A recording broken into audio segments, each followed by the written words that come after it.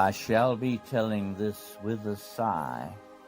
Somewhere ages and ages hence, two roads diverged in a wood, and I took the one less traveled by, and that has made all of the difference.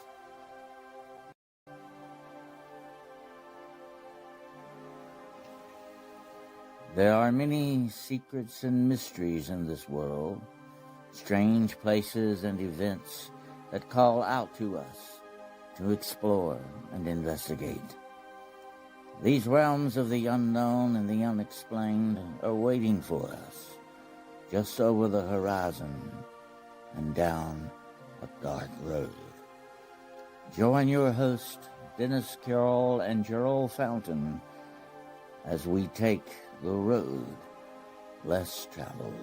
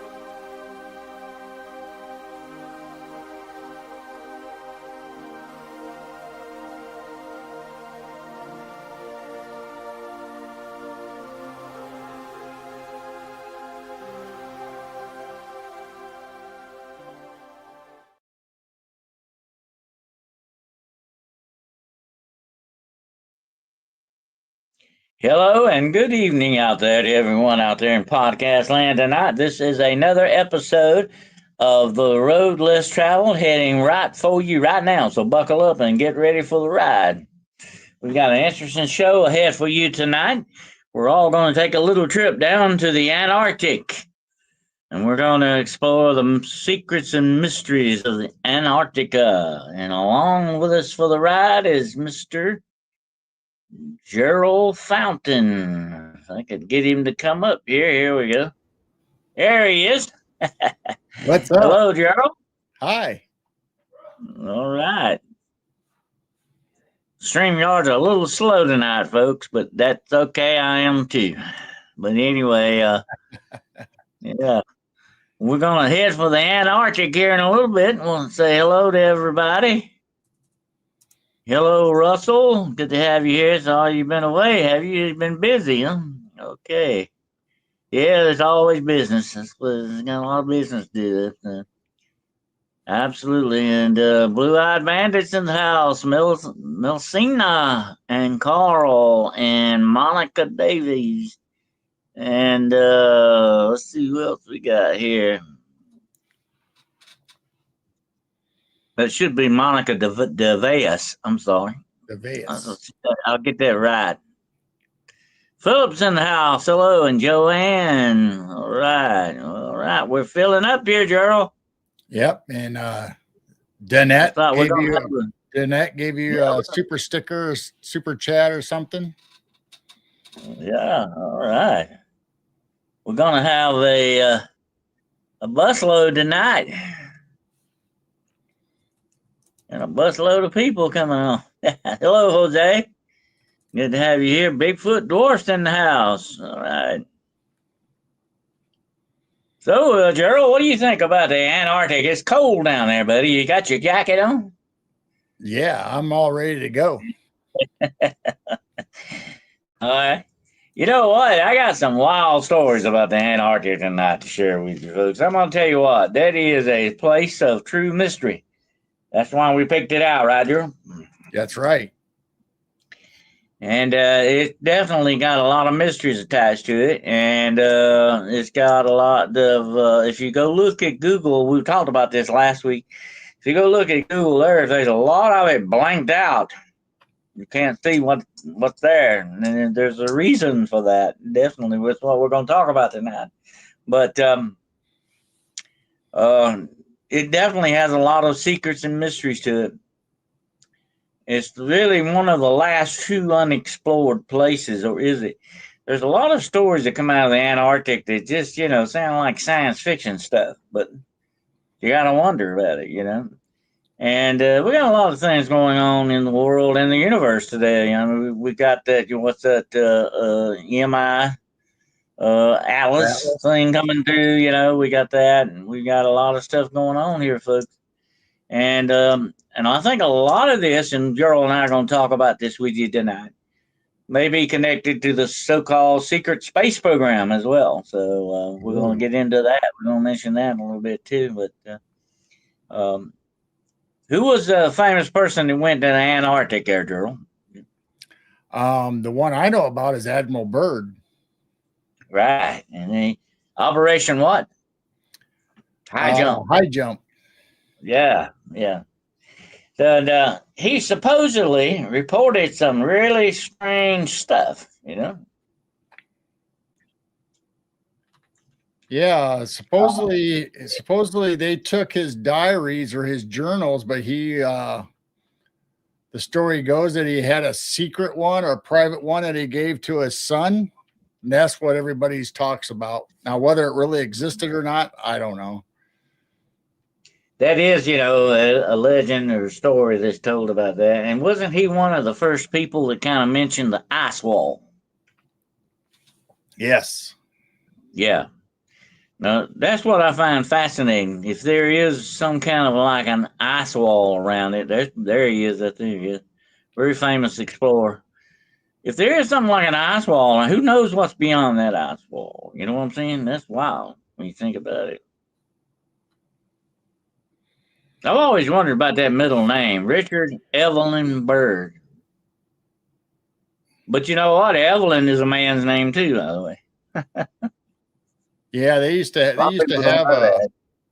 have names like that could go with either sex. Mm-hmm. That's sort of a bisexual name. It can be man or woman. Yeah, like Laverne. I think it's a family name. If I'm not mistaken, it's a family name too, right? Yes. Mm-hmm. A lot of times boys were named after their mothers for some reason. I don't know how that got started or that's strange. Or grandmothers even. Mm-hmm. That's kind of like Ryder. That can be a man or a woman. You can have a woman named Ryder, you can have a man named Ryder. So there you go. But anyway, he was a world-class explorer, definitely. And I would love to know what he really saw. I mean, what the real story is, or what he experienced with Operation High Jump. But, there's been a lot of rumors over the years that, secret Nazi bases down there, that they took technology. They had, flying saucers, supposedly, spaceships, and actually built bases in the Antarctic. And if you look at the world map, Gerald, and you and I, we've talked a lot on this show about maps. If you look at that map, that is the perfect place to go hide something. If you were going to hide something, be out of the way from the rest of the world, that would be it, definitely. And I'm going to tell you something. Those were tough, gutsy guys. Because really, that Antarctic, Gerald, you talking about the coldest place on this planet. The weird thing is some of those pictures, they're outside, but they don't have their hoods up. Mm-hmm. It's like it must have been a really nice day in the Antarctic. They didn't have their hoods on. Well, that's interesting and good you brought that up, because what's going on with that? If you're out in weather that's 40 degrees below zero, and you don't have a hood up at least over your ears or whatever, come on. What's going on with that? That just doesn't seem human to me, Gerald. I know. I don't understand it either. I've noticed that over the years, studying a lot of this, and I've looked, I think you've done a lot of research on it too, definitely. There's some stuff that just don't add up. You know what I mean? Yeah, it's pretty bizarre, some of the stuff that you find. Mm-hmm. And here's another thing that's kind of strange. And I'm going to talk about a movie here in a minute that always makes me think about this. But here's another thing strange. Look at those bases that they had down there then, back then. Now, we're talking about, back in the 40s and stuff like that, 30s, 40s, when they were down in Antarctic. Compared to what you would have as a modern way. Okay, you know what I'm saying? How did they even survive in that place like that? You know what I mean? They were, like I said, they were tough, gutsy people to be able to do that. I know. Just like this picture. This is his living conditions. Real stories, you know? Right. I mean, this is how he lived. And the rest of the people lived down there while they were there the very first time. I mean, look at that. It's like a wood shack, and they probably had a little old heater in that room and a hot plate. Now it's probably about it. That just don't look like he dressed for 40-degree below zero weather. Well, he's inside. Yeah, he lives inside, but still, I don't know. Yeah, you only needed a light coat. More than that. What about you? You only need a light coat inside, light winter coat inside. I would. I'd be wearing my Eskimo suit. Definitely. But yeah, it was probably a lot warmer there next to the stove anyway. Look at that old potbelly stove. I'd love to have that thing. Yeah. Doesn't even look like it's a full stove even. That's a little short guy.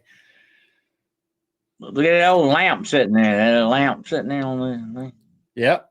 Kerosene lamp. Yeah. What would you say that? That's back in the 30s. When you say late 30s, early 40s, something like that. Yeah, because he actually made more than one trip to Antarctica. Yeah, yeah. I got corncob pipe. Like MacArthur a little bit. Eh? Yeah. Yeah.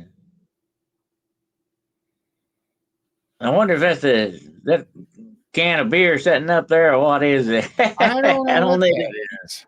I think they had bottled beer and didn't have canned beer then, did they, or something? I don't know. Looks like salt to me. It looks like it's got a top on it that you pull out like a salt. Oh, yeah. Yeah, it may be. Yeah, I believe it is salt. Yep. You remember the old salt things used to have that little pour spout. Yep. Matter of fact, it looks like it says salt on the side of it. Yeah, I don't know what that is. It's hard to see in this picture. I got a jacket that looks just like that. That's an old bomber jacket there. See the sleeves and all that on it? That's a bomber jacket. Yep. That's what pilots wore, definitely. Yeah. That's going way back. Like I said, they were still tough guys in my book. You know what I'm saying? They could do that. Absolutely. They were really tough. Mm-hmm. Got to hand it to them. But that reminds me. Whenever I see stuff like that, it reminds me of one of my favorite horror movies. The original, The Thing from Another World. That was a great movie, by the way, folks. If you've never seen it, you need to do yourself a favor and watch it. It's a great movie. People go on and brag about Kurt Russell's version of The Thing, but in my book, that's the best one. With James Arness. That was great. I think Gerald's had it on his movie. I think you've had that on your movie. Yeah, we played the original. We played the original movie on our Rumble channel for movie night. But personally, I like the Kurt Russell version better. But I like both of them. We can't really compare them because they're two completely different movies. Just got the same name, but I mean, it's so different. The story is kind of similar, but they come at them in different ways. Yeah, but I like that one with Keith Tobey and James Arness. He was the monster, by the way, folks. James Arness. He was like 6'6". He was really good for a monster. Yeah, he was all that. But he was kind of embarrassed about that when they had the movie premiere. He didn't show up. He was embarrassed by that role. He didn't like it. He went on to be Matt Dillon anyway. There you go. But I always think about that because, they were at an Arctic station, and it's like 40 below outside. But it reminds me of that, definitely. But, there's a lot of secrets. Like I said, the Nazi bases, and supposedly there's supposed to be even talk of rumors of alien bases down there, lost civilizations, cities buried in the ice. Right. You got all kinds of stories about the Antarctic. That's what fascinates me about it. Um, you got a lot of stories told about a place like that. Makes you want to go investigate it, definitely, because something's coming out of it. Whether it's and even if there's a little bit of fact to those kind of stories, they still need to be looked into. Absolutely. Um, and I've even heard now. I'm gonna bring this up right quick while I'm thinking about it. Are you familiar, Gerald, with the cave bear? The The ca- small cave bear, they call it. I think The I've heard of cave it, but bear, I don't know anything about it. well, the cave bear supposedly was one of the largest mammals ever to walk this planet. Okay. Oh, And a 6 foot guy compared to a cave bear was like almost 15 feet tall. Think about that, folks. That's a big bear. Okay. And supposedly they died out, but they say they have been seen in the Antarctic. wow. Yeah. Thank you there for that sticker there, Nathan. Appreciate that, Mud. Yep. Absolutely. Thank you. And Danette, Um, Danette gave you one earlier. oh, yeah. Okay. Yeah, I didn't see that one. It's moving pretty fast tonight, but thank you. Thank you all for your stickers tonight. We appreciate that. Um, yeah, think about that in a minute. Okay, you got a little Jurassic stuff running in Antarctica. People see the cave bear. Okay, and I've been on my friend Kenny Lord Star Fox's show. We talk about stuff like that on there, and you'll check him out sometime. He's got a great channel. Anyway, we talk about cave bears on. And there supposedly have been sightings of the cave bear in Alaska as well. But Oh, here's the correlation I'm making. In the Arctic, you got the polar bear. Okay. In the Arctic, you right. got the polar bear, and supposedly in the Antarctic, you got the cave bear. Supposedly. And Wow. the story goes, Gerald, that a whole team got wiped out by a cave bear down there. Oh, Thank you for that sticker there, Philip. Appreciate that $10 sticker there. Thank you, bud. And Blue Eyed Bandit has gifted 5 yeah. Hunting in the Shadows membership. Thank you. Wow. Thank Appreciate you. that. Thank Very you, generous. everybody. Thank you. Thank you so much. Yeah, so suppose the whole team got wiped out in one of the enclaves down there by supposedly a cave bear. So you got all kind of stories about the Antarctic like that. That's what I find so darn fascinating about it. You know. And then, Gerald, you got the story of a secret space program base being down there. Oh, Mm-hmm. Now, according to the stories of secret space program, you've got bases on the moon. You've got them on in the Antarctic. You've got them on Mars. You got them on one of the moons of Jupiter, I think. Supposedly, you got these bases in different areas, but one of their main bases is supposed to be the Antarctic, where they sort of offload stuff or send up materials from there. And according to stories, they have a teleportation system, so they can teleport things, but they have to have it in a secret location because people wouldn't see it. It's not Area 51. right. But it's in the Antarctic. Thank you there, Blazer. 5 more Hunting the Shadows memberships, folks. We're going to have a All lot of right. shadow Thank you. wolves out there. We're going to have a big gang of shadow wolves coming in. Thank you. Thank you, Blazer. Appreciate that. Um, supposedly that's where they're doing all their stuff from. Take a look at that, folks. That's sort of like a mother ship there. Or would that be part of the secret space program? Think about it. Yeah. I just brought it up because I you like that mentioned alien. secret bases. I like the alien with the musket, the Eskimo stuff. Yeah. Well, you know, you got to fit in. That's neat. Yeah. Yeah, he's a smart alien. That's what I'll be wearing. Okay, definitely. But So, anyway. since you brought up bases, I have a current map of bases that are there now. Mm-hmm. That we know of it. That we know of. So these are the ones that they are actually publicly telling us about. So look at all of them. I mean, they're all over. That's very interesting. Yeah. And they share them in conjunction with the other countries. So Russia's base, they might have something going on, and they might have a Chinese scientist there with them, somebody from Switzerland, or who knows. Mm-hmm. Well, now most of the bases are around the ocean, so I guess for ships and stuff, Right. But the one in the smack in the middle is the one that's the South Pole station. But all the stories is based off of this McCurdo station. Mm-hmm. A lot of stories online with the aliens and the giants and all this stuff comes. They always mention this McCurdo station. Mm-hmm.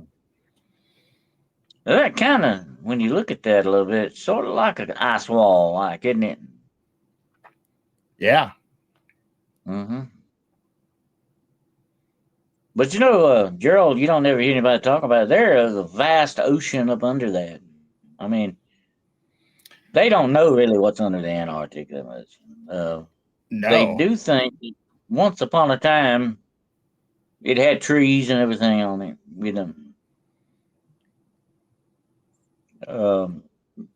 I think also the North Pole supposedly had that. Well, here's the interesting thing: what Byrd reported, seeing entrances. Remember that entrances Right. supposedly led into the inner world. Supposedly, folks, he said he flew over a valley in the Antarctic that had trees and dinosaurs and all kind of stuff in it.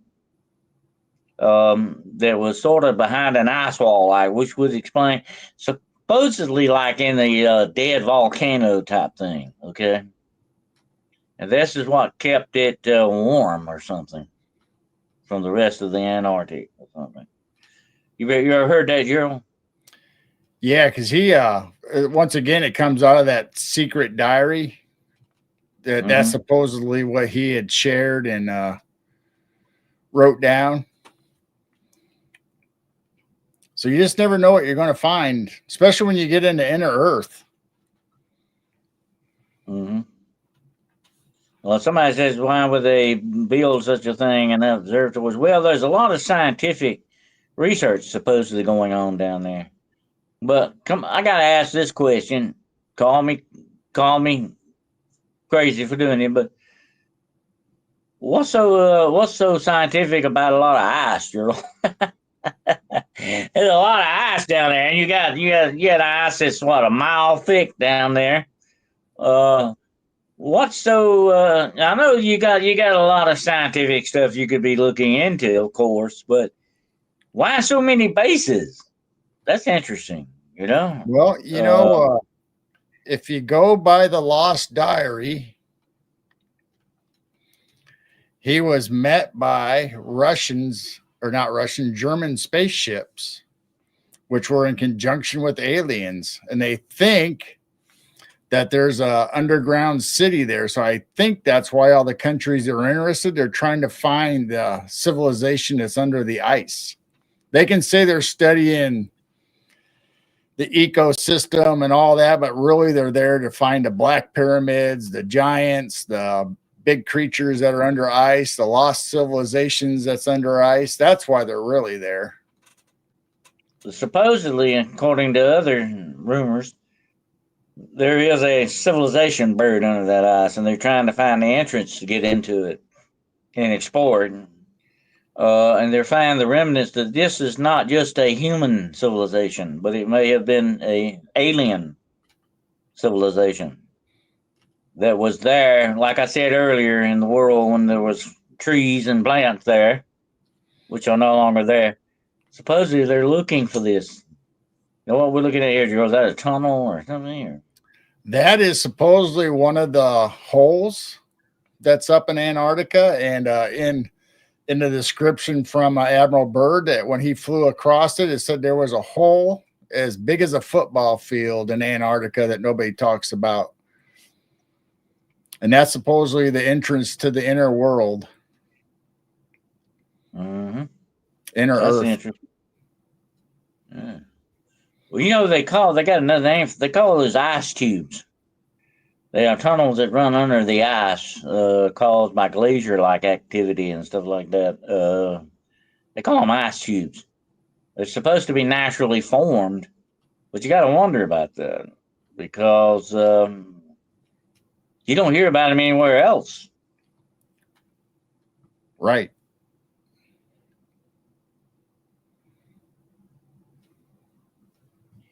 Yeah, there is probably an untapped reserve of oil down there for all we know. You know, there could be a lot of things that makes it interesting to the countries of the world.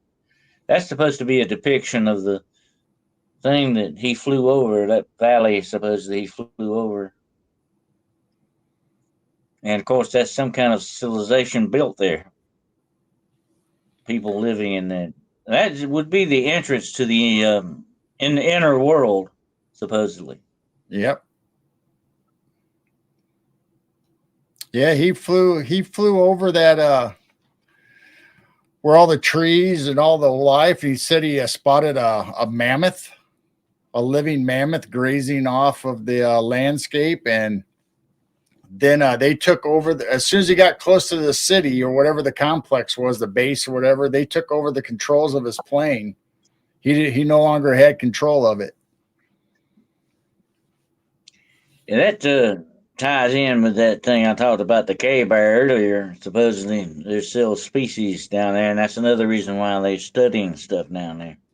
There's still sort of like lost species in certain areas of it, supposedly down there beyond the ice wall.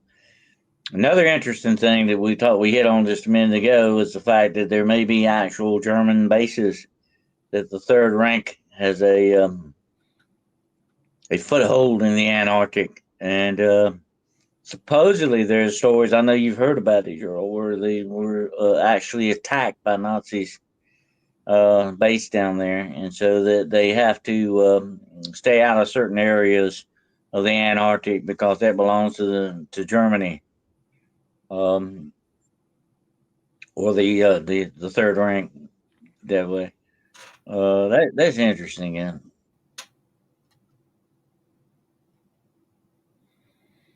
That's a good depiction there. Someone next door, the entrance to an inner world like there. Yeah, and I mean, according to who knows what's stories, down there? according to the story, there's one at the top of the world like that too. Same Yeah, as the one at the bottom of the world. Yeah. Yeah, there's an entrance at the top and the bottom. Well, here's an interesting thing that Byrd actually said in his log that he left behind. He supposedly encountered that tunnel like that, Gerald, and it had pollen around it. Remember that? Yep.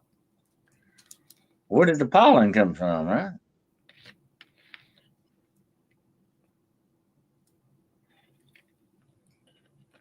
North Pole, South Pole, yeah. So you supposedly have this world inside of this world.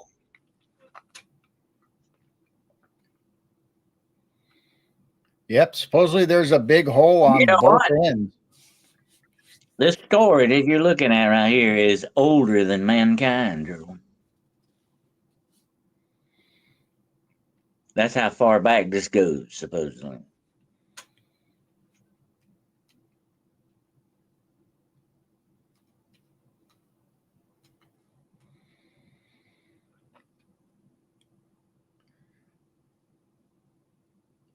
So the strange thing. You're talking about evolution here. Evolution is never, I don't think, absolutely proven to be. It's still a theory, folks. Okay, evolution You don't really have anything they can point at and say, oh, that's evolving. Look at it, it's evolution.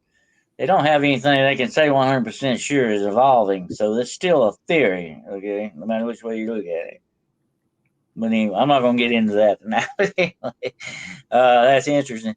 By the way, Gerald, I'll be expecting you to mail me that hat when you get done with it, okay?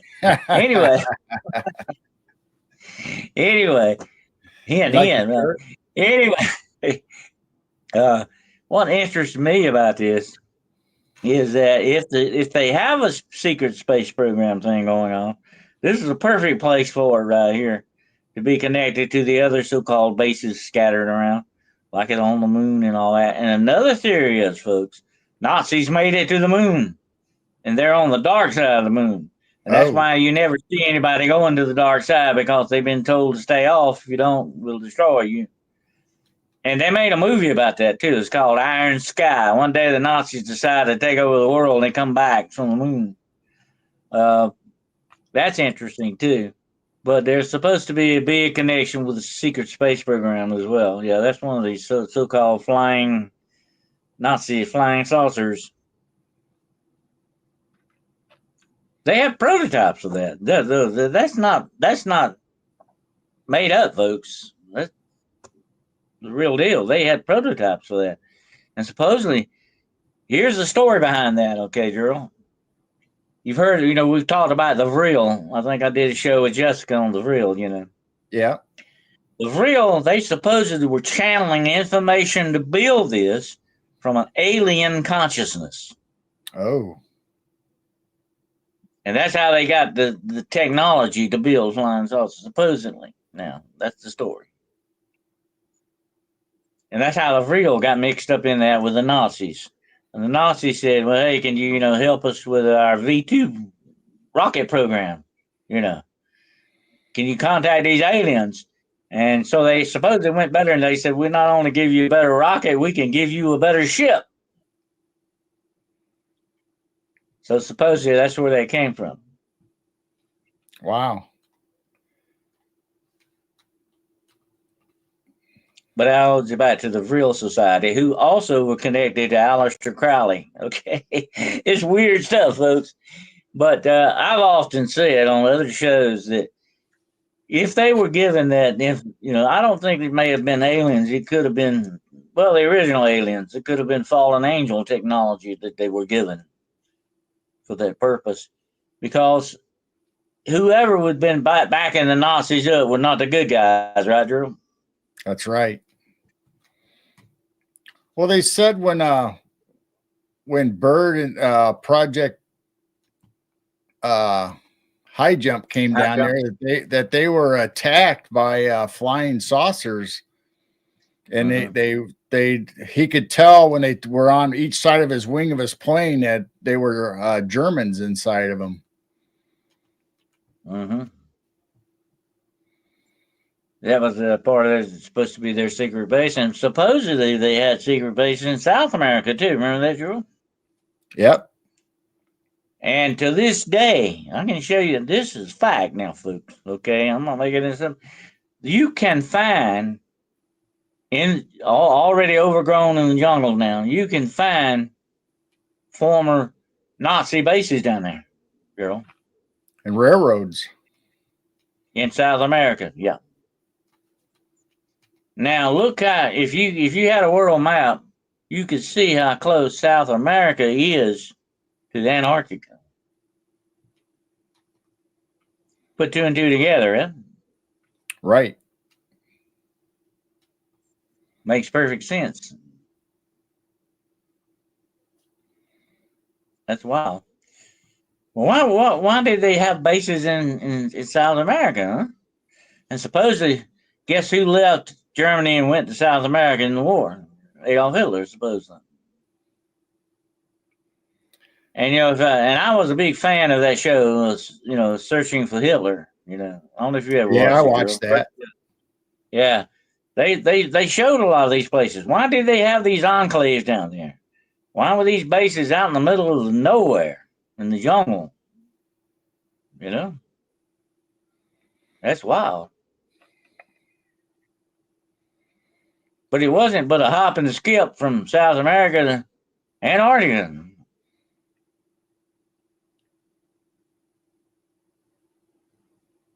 Supposedly, the Frill Society got plans on how to manufacture clones as well. They Oh, got cloning technology, supposedly.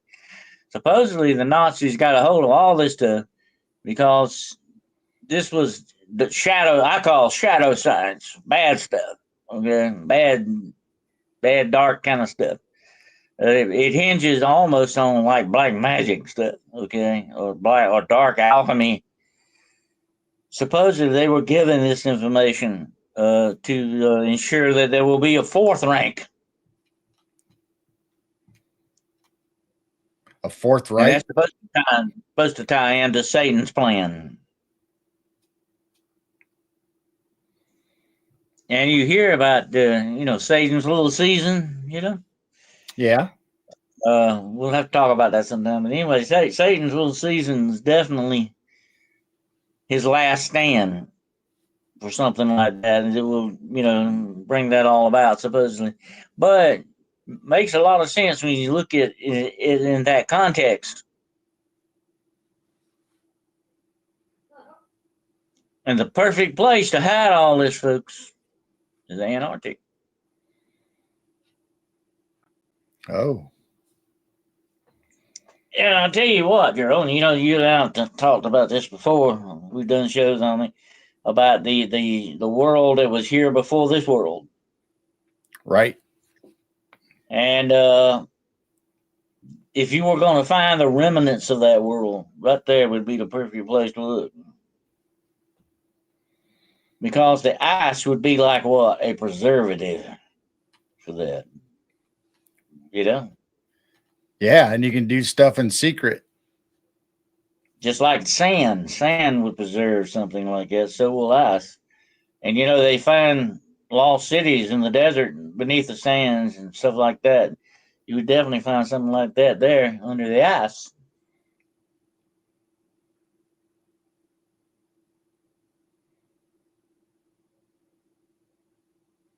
Just some weird looking fish in that pond, Gerald. Yeah, it is. That's what AI gets you. That's pretty neat. Look at all those people standing around there.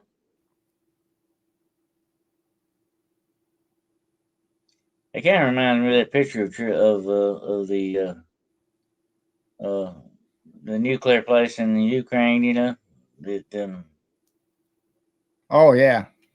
yeah, the fish are running big in the Ukraine this year. Radiation, river radiation coming out of there. Well, you do know that dogs, wild dogs around Chernobyl, actually are radiation resistant. Oh really? I did not hear that. Yeah, yeah, they actually are adapted to radiation and certain other wildlife as well.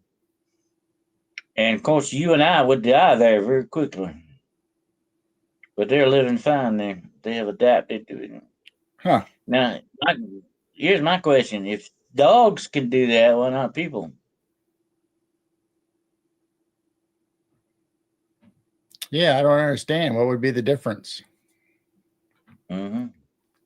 But Chernobyl, if you look at Chernobyl, it's kind of like what we're talking about here. It's going to always be a ghost town. We can't live there. You can't. What I think 500,000 years from now, you'll be able to go back. But Right. right now, if you visit Chernobyl, you got to wear a suit, and they let you only stay 10 minutes. You got to get out. And there's the elephant foot there. That's where it melted down. That's a couple of million years for that. You could not. Wow. You could live maybe 2 minutes standing beside the elephant foot. Maybe Wow. 2 minutes. That's radiation. They eat you up alive. Yeah.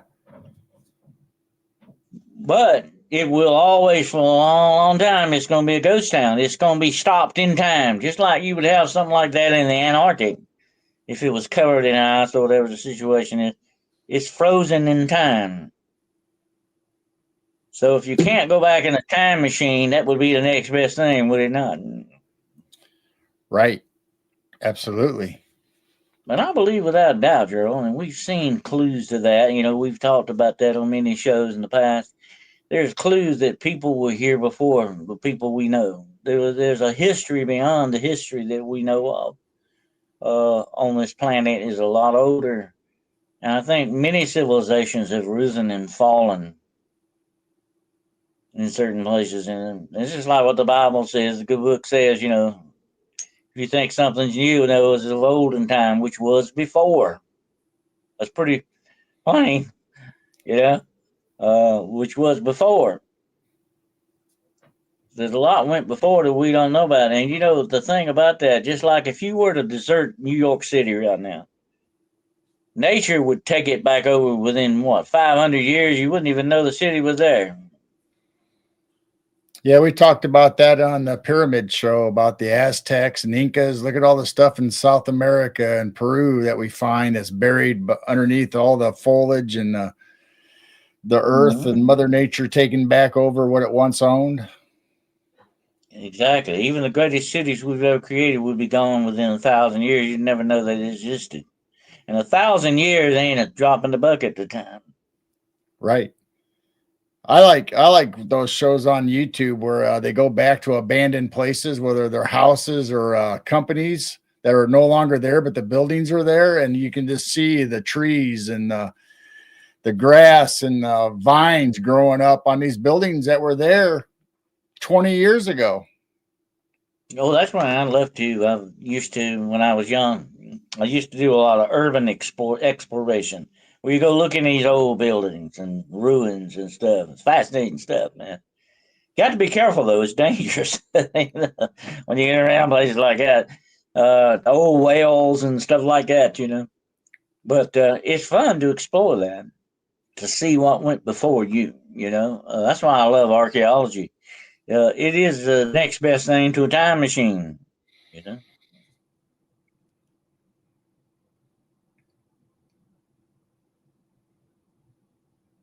It takes a concerted and dedicated effort to build a large building, yes, but it doesn't take nature long to get rid of it. That's just the way it works. So 1,000 years from now, Chernobyl will still be there, but it won't look like it is right now. Nature will reclaim it. It will take it back. And you know, we found roads like that. Look at some of these Roman roads that still exist. You can still find them because you got to dig down deep enough to find them. But they're there. But you never would know they were there unless you were looking for them. You know what I'm saying? Yep. Who knows what's under the ground beneath our feet? But I'll tell you one thing that you can be sure of is down below there. Down the mysteries and secrets of this world are waiting for you below your feet. Definitely. They're waiting down there. You just got to find them. Got to look for them. That's like we talked about the other night. You know, all the gold in this world, only 10% of it's ever been found. Think about that, folks. Of all the gold that has ever existed, the Spanish gold doubloons, the Aztec gold, all this gold that's ever existed, we've only ever found 10% of it. Wow. That boggles my mind. Boy, there's a lot of money down there. Gerald, we could be rich, definitely. In a hurry if we could just find those gold nuggets, buddy. Yep.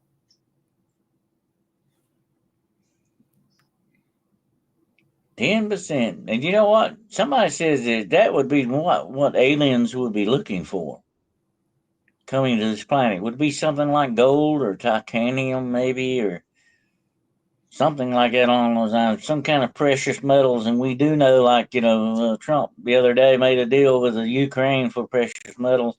Precious metal thing is going to be a big thing in the future, okay? Because of batteries and all the chips and all this other stuff. And, you know, the Silicon Valley stuff, you know what I mean? That's going to be a big thing in the future. if I were going to another planet, that's what I would be looking for. You know, we mine that planet. But unfortunately, if that happens, that planet's going to end up like a discarded soda can, crushed up and thrown out the window. Oh, That's the end of that planet. Once you get everything all that you want, you got nothing left but some rocks. You know, I that could heard happen to Earth. That could happen to us, Gerald. What if someday this vast civilization shows up at our door with mining machines and say, "Hey, we're here to get all your water and your gold and your silver. The heck with you." Yeah. That could happen. You know, that's what Arthur C. Clarke meant when he said there are two possibilities. Either we are alone or we're not alone. Both of them are very frightening.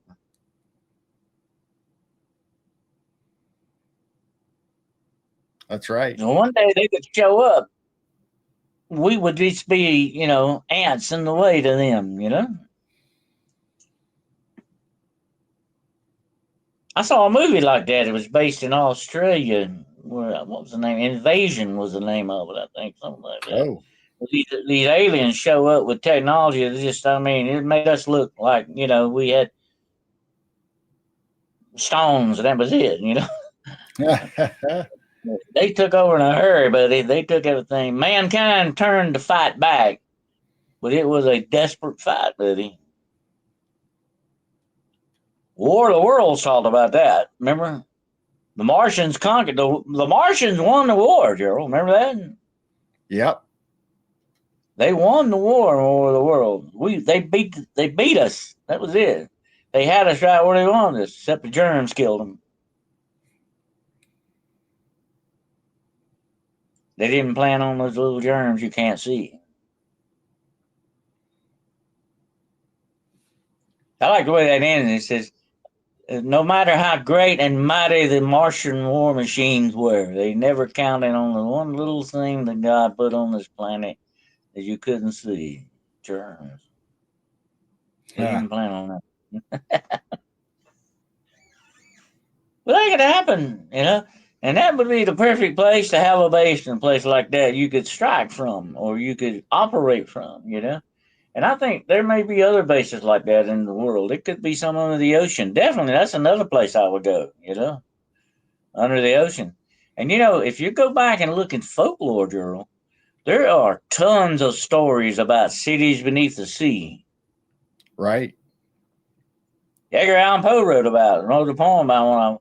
He talked about the demons beneath the sea, or the things that lived under the sea. It's not just fish down there, supposedly, folks. Oh. This is where you get Aquaman at, remember, Gerald? Yeah. There's supposedly a sea monster right outside Antarctica, too. Mm-hmm. Yeah, I think it looks like a giant squid or something. Well, you're supposed to have stuff like that down there.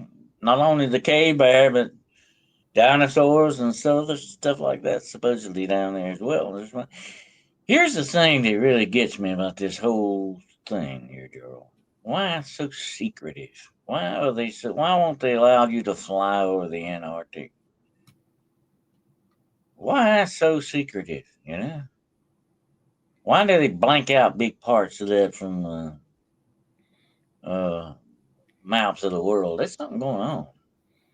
Even where all the bases are that we showed you, there's a section that even they are not allowed to go to in Antarctica. Mm-hmm. So they keep us out, normal civilians out. So then they have the military bases, then they have the scientist bases, and then there's places on Antarctica even the scientists and military are not supposed to go. Now, what's there? What's at that place?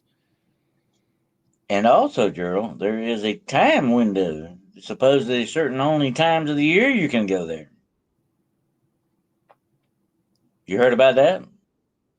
Yeah. There's only a certain time of the, on account of the ice and the sea and everything, Right. And here's another question. Okay, think about this a minute. You got all those bases supposed in there. Why no airports? Could you not maintain an airport down there? Why is all that mostly by sea travel? Why aren't they flying over that more often? You get my question, you? Yeah. The military flies in. What's going on with that? The military will fly in because they can just land on the ice. All they have to do is smooth the ice out a little bit, and they got a nice landing strip. Mm-hmm. But yeah, they want to do most of going down there by sea, by ships. Right. What's going on with that? And then they say you got to go certain times of year because the ice flows. You can't get through the ice. We don't have icebreakers to do that and all this junk. What's going on with that? It seems pretty convenient, doesn't it? It does.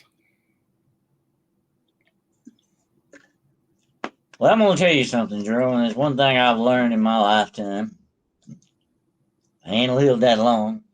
But one thing I've learned, the governments of this world have their secrets.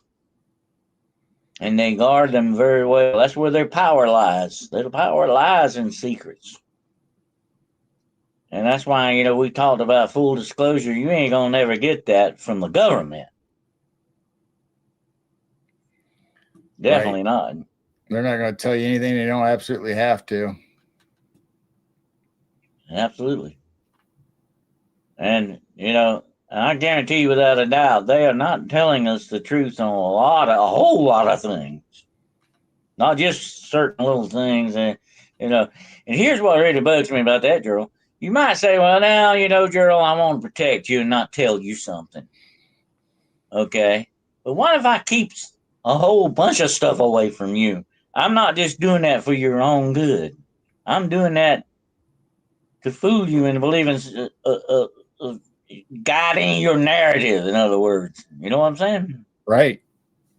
And that's what the government's doing. It's not just a case of, hey, we're just protecting you from something, we don't want you to panic, or we don't want you to. It's not that. That's a lie, folks. They are guiding the narrative of what they want you to know.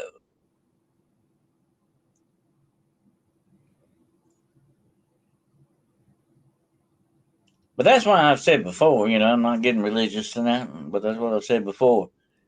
We have been given the divine promise that everything that is now secret one day will be revealed.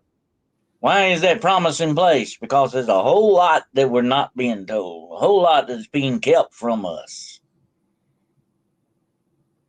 for a reason. And it ain't a good reason. That's a base there, right? Yeah, that's what they tell us. Must not be very important if they're actually letting us see pictures of it. But what I want to know is what's up there in that right hand. What in the world is all that? Is that some kind of scientific experimental stations up there? I don't know. That's weird looking. You got people walking around. Could that be some kind of weather stations or something? I don't know. That's weird.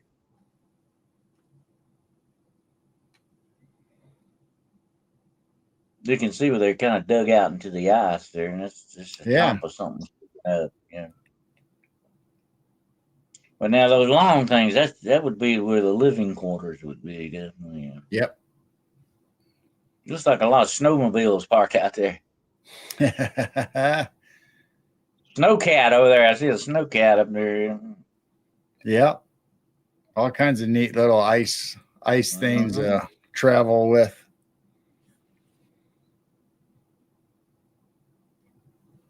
But now, look, no, see, that's my question. Why would you need all of that? And that costs millions of dollars there. Come on, folks. Millions. Why do you need all that down there in a place with nothing but a bunch of ice? Something else is going on with this. Could there be something that they know is under that ice that they're studying? They don't want us to know. Very possible. That's the question. Mm-hmm. What if that, Gerald, that station you see right there, sitting on top of a lost civilization underneath it? Oh, yeah. Makes you wonder. And they talk about a frequency or a hum that comes out from underneath the ice. Mm-hmm. So where's that coming from? Well, what if that's not a dead civilization out there? You know what I'm saying? What if they've already contacted this civilization, and these are the sort of like the outposts we got there to keep in contact with these people that are living underneath that ice? Could be.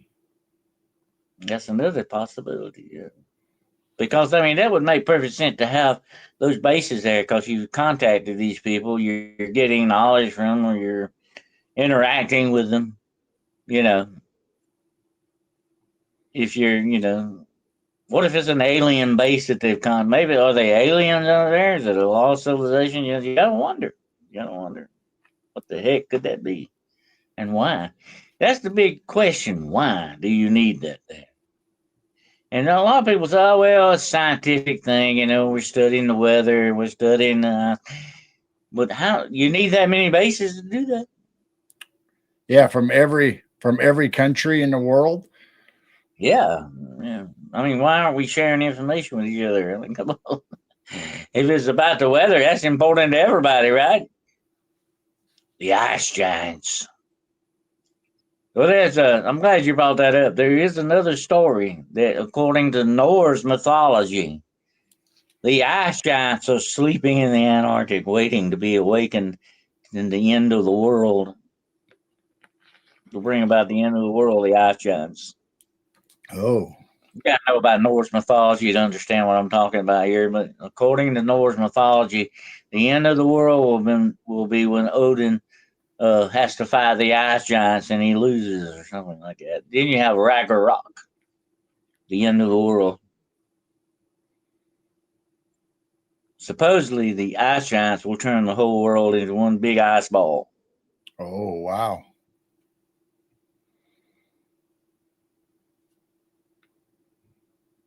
That's a depiction of the ice giants.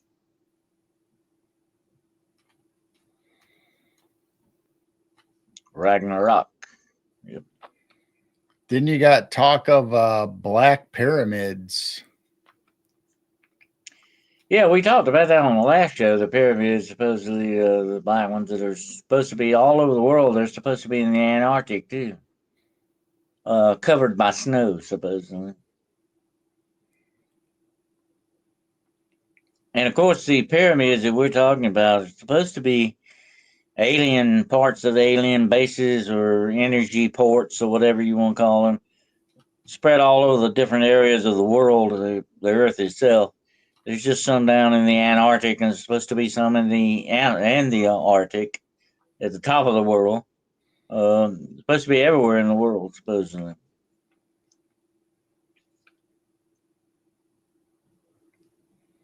Mm-hmm.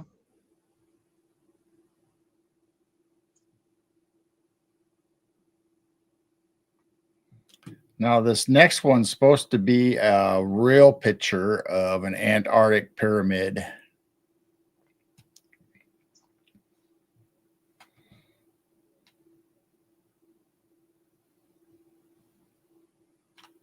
Oh yeah, that's supposed to be the Black Pyramid.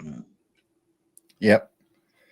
So it has the same dimensions and everything as like the Giza pyramids, and they don't think it's a natural formation the way it's shaped. Well, some of them claim that is a natural formation, but look at that, folks. Come on. That is, I don't see how that can naturally form, do you, Gerald? I mean, come on. No, not I don't think so, but Mm-hmm.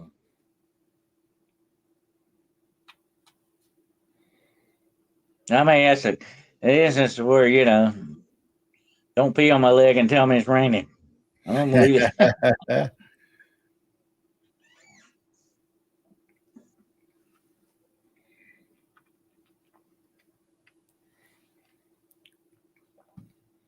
That's freaky. And that could be part of that lost civilization we're talking about too, as well. I mean, right. Because they also And say that ties in with how far down in the ice does that go, and then what's along, what's down in the underneath the ice to go along with that. If that's just the top of the pyramid. Mm-hmm. And it's not that far fetched. We talked about that on the show a couple of shows back. The Egyptians were seafaring people. Right. I'm sure they got around. We have seen their influence probably. We've talked about Egyptian stuff in the Grand Canyon. Some Egyptian stuff been found in Canada. Some been found in South America, supposedly. That's not that far-fetched, folks. That's not science fiction. That could be real. I mean, they got around. They had ships. Right.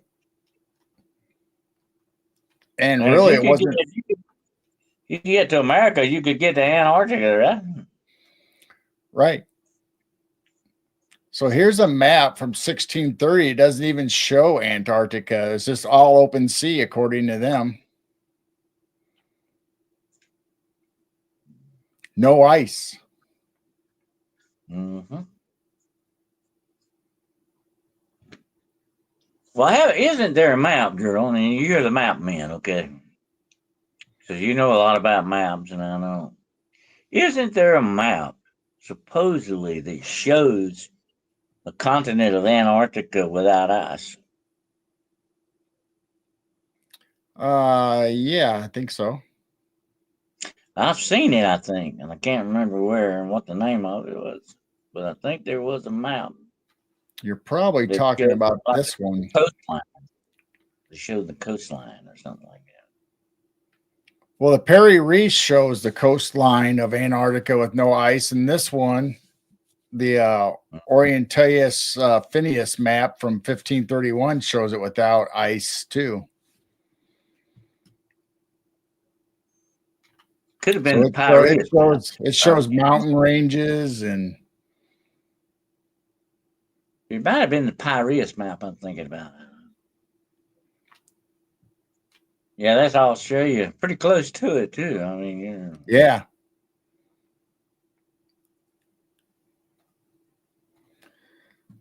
So the Peary Reese map. This shows the outline. How did they know what the coastline looked at when it's covered in ice? Well, this and then they brought up the question: how long has it been covered in ice? Really? This bottom section is Antarctica, and this is where we always see the dog man, the blimmy. Mm-hmm. They got bulls and all kinds of animals and stuff on it. And monsters.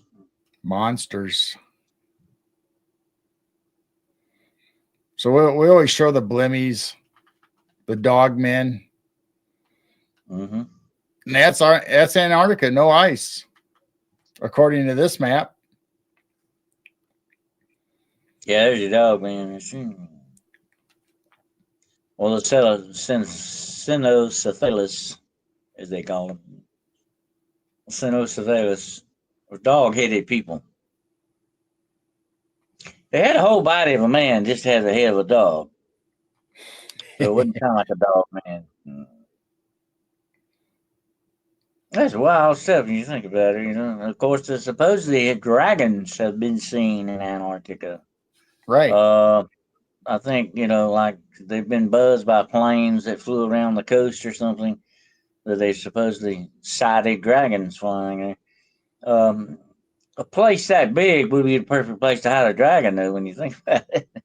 They'd have plenty of room to fly around in, wouldn't they? Yep. So how do we go to maps that don't have ice? Some maps don't even have Antarctica there. Mm-hmm. But then the ones before these show the whole continent, right? Just like it's there. So, but this map doesn't have it. Mm-hmm. I just don't understand. It's missing completely, isn't it? Yeah, it's not there at all. So was Antarctica, was it possibly Atlantis? I'll have to look that up. I remember seeing it, and I can't remember what his name was though. But I remember seeing them out, and they said, "How did they know?" You know, because it's never been without ice in a modern age. You know what I'm saying? That is a good question. That's kind of like those NASCAR lines down there. How they know how to put those things on the ground when you didn't have an airplane to see them with? Right.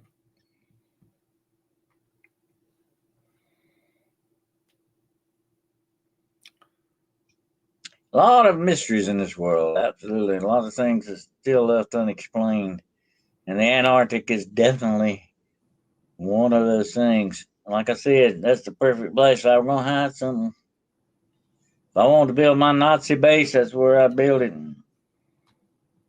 So the Or Perry, my alien base or whatever. right, the Perry Reese You know, map. you know what? We've talked about Tartaria too, right? Right. Could that be where the origin of Tartaria originally came from? You know, possibility too. Very well. So the Perry That's Reese map was made in 1531, and supposedly was his family was very rich and was able to sail to the Orient, and he had maps, access to maps that were older than that, and he just kind of repurposed them for his maps. So who made those maps? Were they Asian, ancient Asian civilizations, Chinese, somebody before them, even when well, you know, Antarctica wasn't covered with ice? we've done a lot of shows on maps, and there's a lot of mystery to the maps. You know, and a lot of these guys are referring back to older maps. Where are they? You know, what happened to them? And I'm a, they're pretty darn accurate too. yeah. You know, I'm assuming they're buried in a monastery somewhere or deep down in catacombs that they won't let us see them. I read a story one time where they were. It was a great story. It's a great book. I got it somewhere. It's called "A Map of Giants," and it's about how when they mapped Australia, you know, and what it was they had the coastline of Australia mapped out, but they didn't have the interior, you know, and it was certain people were hired by the government to go out and map these areas. I think that's why they call it the map of the giants. Great story, by the way, true story. I mean, all this is true, it wasn't made up. It happened, but they were getting. Here's how they were doing it. Um, they were taking uh, star maps off of this. In other words, they were taking star positions and compass positions to lay out the map. Oh yeah. This is a great book. I'll find out what the name of the book is. You might want to get your copy of it. It's a great read, you know. And I think it's kind of written for young people, but it's fascinating book. But yeah, there you go. You get you can get readings off of star positions and also compass positions because the stars themselves are very constant. The planets move, you know, stars remain the same though, except the Earth itself is moving. You know what I mean. Yep. Anyway, they could get positions off the stars. The Vikings could do that too, by the way. You know, the Vikings knew how to do that as well. But you had a problem if it was a cloudy night. You had a problem. It was kind of cloudy or raining or what. You had a problem with that. But that's what they were doing with the map of the giants. They were getting star positions and say, okay, this star here, so many degrees, you know. And then they had compass degrees. Now, like, say, Gerald, I can get the compass degree to your house, you know, and it will take me straight to your house. Right. You can do that with any point on this planet. I've got the position where I'm at written down somewhere. I got it written down. I can't remember it. I got it written down.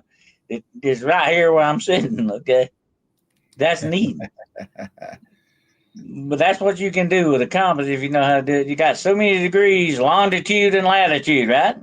Yep. But and here's the interesting thing: when they drew those maps years ago, they knew about that stuff. They had a more knowledge than we think that they did about stuff like that. You know, that's amazing. People were a lot smarter than people think. You know, they had a handle on it. This has been interesting. The secrets of the Antarctic, and those it runs into a secret space program. That would be one of the origins of that as well. But of course, now according to the secret space program, you're not traveling by ship. You're traveling by portal, dimensional travel, interdimensional. You can like step out of Earth and be standing on the moon or on Mars or whatever the case may be. Right. Supposedly, you have the teleportation. In other words, that's what teleportation is from Star Trek. You know, you teleport from one place to another. You're just using a portal, like space and time, and that would be the smart way to travel. So you don't need a ship for that, girl, unless you're hauling freight or something. You know what I mean? Yep. Right. Just to travel, you wouldn't need a ship. You wouldn't have to worry about oxygen and all that stuff. You can be right there where you want to be. That's a smart way to travel. And guess what? You can read about that. Are you ready, folks? In Harry Potter. Yeah. Harry Potter, they call it portaling or porting. You can port from one place to another. That's short for teleport. Using magic, of course, in Harry Potter. Right. But she talks about it in that. If you had the ability to teleport, you could do anything in this universe you want to do, Gerald. And if we were ever to meet an advanced race of people, I guarantee without doubt, they're going to know how to portal. They're going to be party people. They're going to portal hard.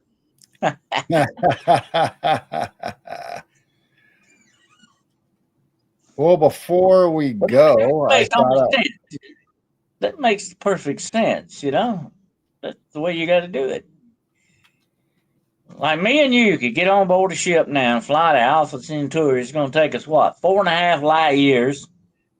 That's 230,000 miles a second. And it's going to take us 4.5 years to get there. Yeah. Okay? We got to have a ship. We got to have oxygen. We got to eat along the way. We got to do all this stuff. Go to the bathroom and everything, right? But you don't have to worry about that if you portal. You step through the thing and you're on Alpha Centauri. There you go. Yep. That's the way to do it, folks. And if you can do that, then the universe is your oyster. Okay? So that's what the next, that's what somebody said the other day. We were talking about that on another show, I think. If you were looking for the greatest invention in the world, that's on top of my list right there. Once you get the ability to teleport, you got a whole lot of benefits out of that you're gonna get. Yep. And the second thing on my list would be unlimited power. You gotta have that. Oh. Gotta have an unlimited power source. And you know where that's at, Journal? You ain't gonna believe this. Einstein talked about the unified field theory. Okay. There is power to be tapped in nothing. Right. Did you know that? The nothing in between molecules, there's power there to be tapped. Unlimited power. If you could just tap into it, you'd have all the power you ever needed. Out of what? Nothing. Out of nothing. That's wild. That's the second great power you want. That's why they That always would really talk get stuff about. done. That's why they always talk Mhm. about free energy in the Tartarian Empire, and cathedrals had Mhm. the the spires on top, and Egyptian pyramids used to get free energy out of the ether. And that is why Tesla was so interested in pyramids. The perfect receptacle for it. They say that's why they tore down all the buildings and got rid of all the bell towers, so they couldn't let everybody know about free energy. And they took it off the elements. They used to be ether used to be on the elements chart, but now it's not there no more. You know what? The number one thing I used to do before I cleansed a house, I walked through it ringing a bell. Did you know that? Oh, the bell to get rid of demons. Yeah, the bell vibrates on a level that demons hate it. Don't you know? That's why they came up with church bells, Gerald. Demons hate them. Yeah, that's Negative why. or very low vibrational beings cannot stand that high vibrational stuff. That's why it's illegal to ring a bell in Washington D.C. There wouldn't be no congressmen left. Maybe that's what it is. They don't like it either. That's what it is. That's it right there. But that supposedly works against. That's where you get. Remember that book, that movie, Bell, Book, and Candle. Once you, upon a time, you excommunicated people from the Catholic Church by ringing a bell. You rung a bell and put out their candle and closed the book on them. They were doomed to hell. That was it. And the bell actually signifies a connection between earth and heaven. Yeah. That's what it signifies. And that's like that old legend about hanging a bell on your motorcycle. It keeps the road demons away from your motorcycle. And according to legend, the road demons are drawn to the bell. Although they hate the bell, they're drawn to it. They pay attention to it. Okay. But they hate it. But it draws them up in the bell. And as you go down the road on your motorcycle, they fall out of the bell and hit the road, and that's where you get potholes from. And now you know the rest of the story. Okay. now Joanne wants to know, do chimes work like bells? Well, chimes are just sort of like the resonation of bells. It's all about vibration. Shiro can tell you that. It's all about vibration, sound and vibration and frequency. There's certain things in this planet that, like blowing a dog whistle. You and I may not can hear it, but the dog can. And and dogs don't like it, by the way. You ever do that? You blow a dog, they don't like it. It irritates them. It hurts their ears. They don't like it. Certain people can hear it. Somebody, I can't. Maybe you can. Some people can hear it. It will hurt your ears a little bit. There are certain frequencies that are not good for you. Okay, some are good. Some are healing on certain level, but some are not good. Especially if you're a low frequency spiritual being, like a demon. If you're a low frequency, the higher frequencies is just like snake oil on you. You just don't like it. You don't want it. I think everybody ought to carry a dog whistle. When you go into Walmart or somewhere, blow that whistle and see who reacts to it. Yeah, some people will and some won't. That used to be a telltale sign that your hearing was still really good if you could hear it. But if you couldn't, then the edge is off of your hearing, in other words, And They might not, the older you they may get, not be of this world. Yeah, the older you get, the less you're supposed to hear, supposedly, But anyway, that's what they said. But I just know that I would ring a bell going through the house, ring a bell. You're not really dispersing the spirits, you're getting their attention to throw them out of there. In other words, you're getting their attention so that they will come to where you're at so you can get rid of them. Okay, it makes perfect sense when you think about it. But that's what that's supposed to do.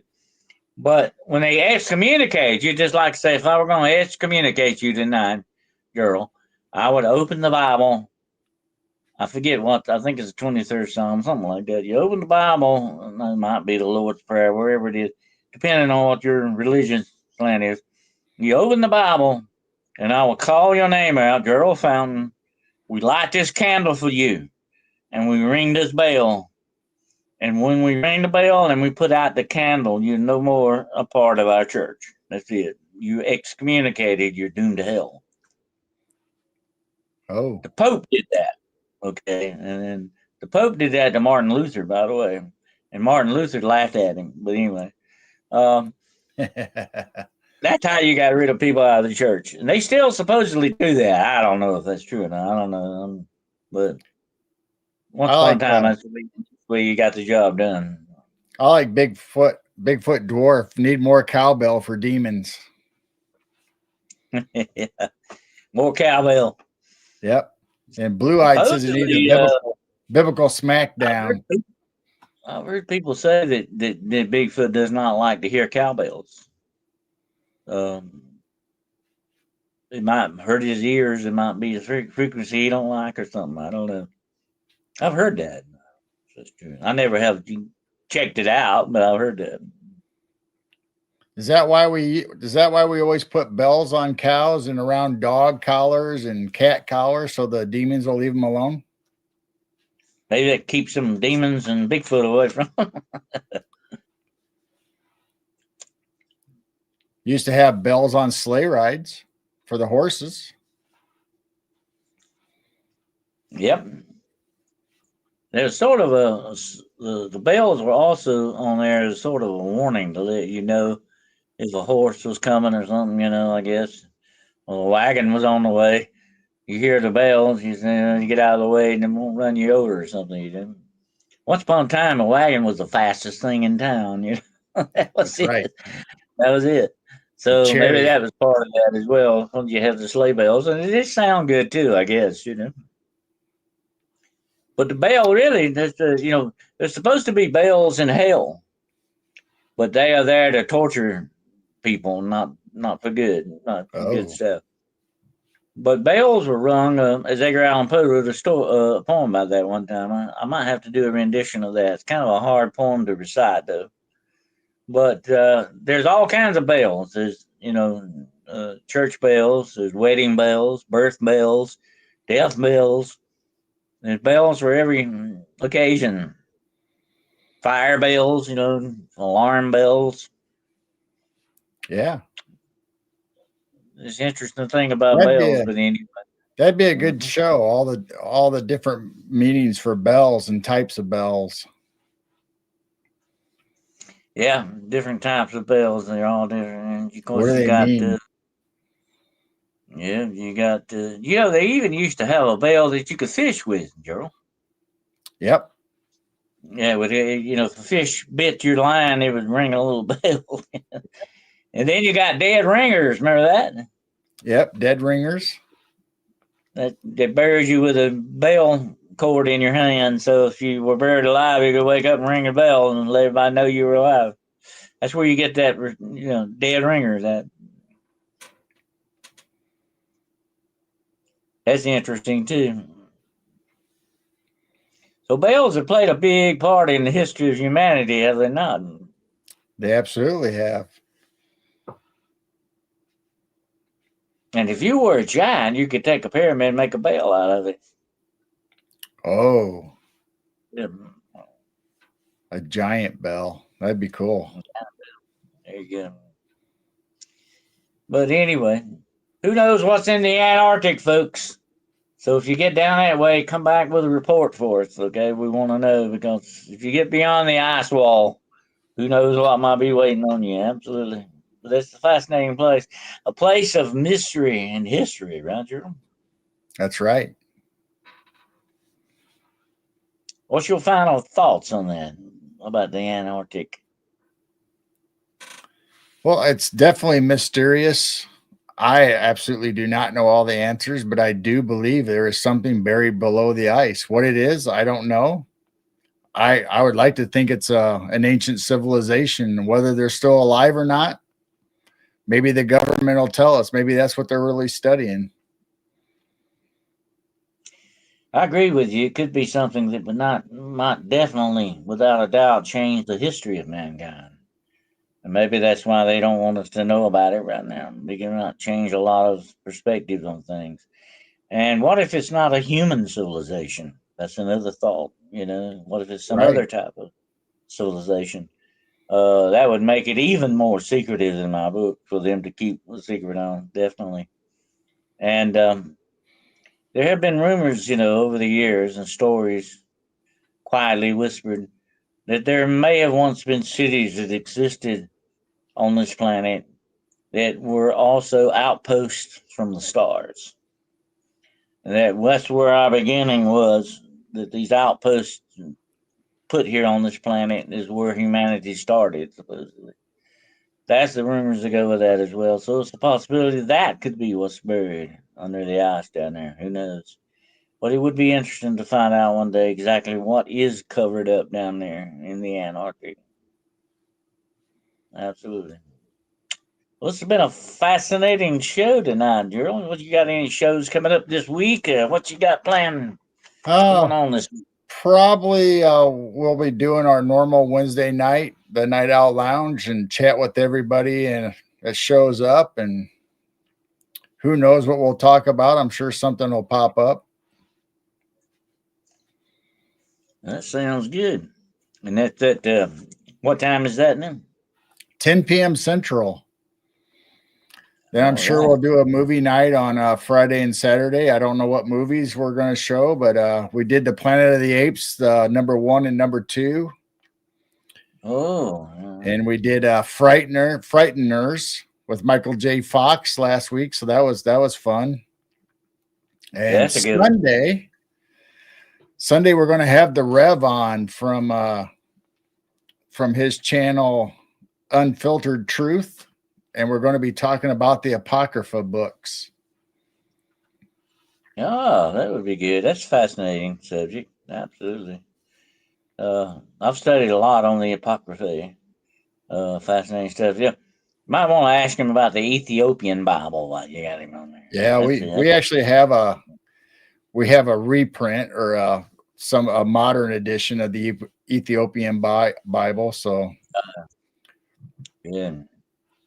It kind of changes too a little bit. There's an older and then there's a newer right, version of the Ethiopian Bible. I like the older one better. Of course, it's got some stuff that you don't have in the new one. they do that all the time. You have the King James 1611, then you have the new King James, the modern King James. I mean, my gosh, they just can't leave it alone. A lot of people don't know it, Gerald, but King James was a demonologist. Right. Supposedly. But anyway, amongst other things, I won't get into that tonight, but he was a strange dude. The interesting thing about kings, though, they get a lot of credit for stuff they never really did. But that's what happens when you're king, okay? You get that little perk when you're king. That's the way it goes. But anyway, to Wednesday night, I will be doing kind of a special show Wednesday night. Everybody might like this one. I'm going to be telling you and showing you how to seal your home security wise against dark spirits and dark forces. So that's going to be an interesting show on Hunting the Shadows Wednesday night, 9 o'clock p.m. Eastern Standard Time. Be there or be aware, okay? And we're going to be talking about that. And then I'm going to talk about Friday night on. I'm going to review a little bit about that new book that D.A. Wysong's coming out with in November. Yes, I have done another foreword for her in this book on skinwalkers, folks. One of my favorite subjects. And we're going to talk about that for Friday night. And I'm going to talk about some movie reviews and stuff like that. And as I was telling Gerald earlier, I've been doing some binge watching on Penny Dreadful. I'm going to talk a little bit about that one. And a couple other movies that I've been checking out. I haven't got a chance to watch too many movies here lately, Gerald. I'm going to have to do better at that, yeah. I'm going to have to get back in the swing on that. I might have to watch that Planet of the Apes again. That's one of my favorites, by the way. Yeah, we played the first two. 1 and 2 are the best. Yeah. Yep, that's the ones we played so far. We played Planet of the Apes, and we played the 1970 Beneath the Planet of the Apes. Yeah, I like them. Yeah, especially like the end on part 1 there. That's very neat. Yeah. Anyway, we will definitely see what you come up with next on the movie things. Gerald got some good movies on there, so check him out. Don't forget he's got a store. Yes, sir. He may even have that hat in the store. I'm not sure about it. But, we have an alien hat. It's not this hat, but we do have an alien similar to this in our store. What kind of shirt you got on? You got an X alien shirt there? Yep, we got a mystery alien or a pull that shirt up and let everybody see that a little bit there. I like that. Unknown. That's neat. Yeah. It's sort of like an alien pirate thing there. Alien unknown, I guess. I don't know.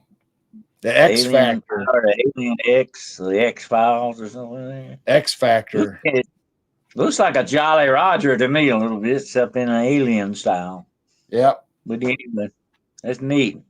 But check his store out. And it's getting a little bit closer to Christmas there, so might be one little. We'll here pretty soon, probably closer to November. We'll probably be adding more some Christmas. We used to have Christmas stuff in it. We took it away because summer and all that Christmas was over. But it's getting close to Thanksgiving. It'll be time to put Christmas stuff back in the store. Yeah, get your hoodies out and everything. So if you want a Bigfoot with a Santa Claus hat or carrying a Christmas tree. Yeah, okay, there you go. You better get your shopping done early, folks. You never know. Right. Yep.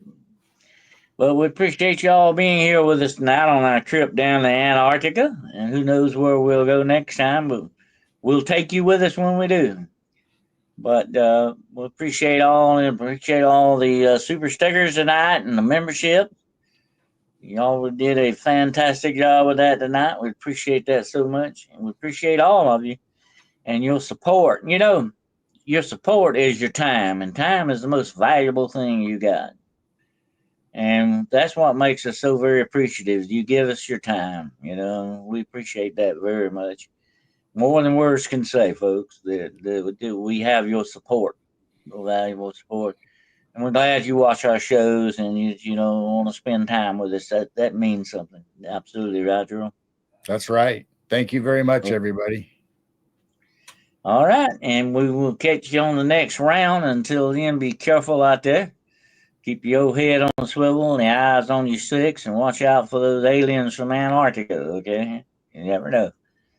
But take care of yourselves out there, and until we get back together again, Godspeed, my friends, and we will be looking for you somewhere in the shadows.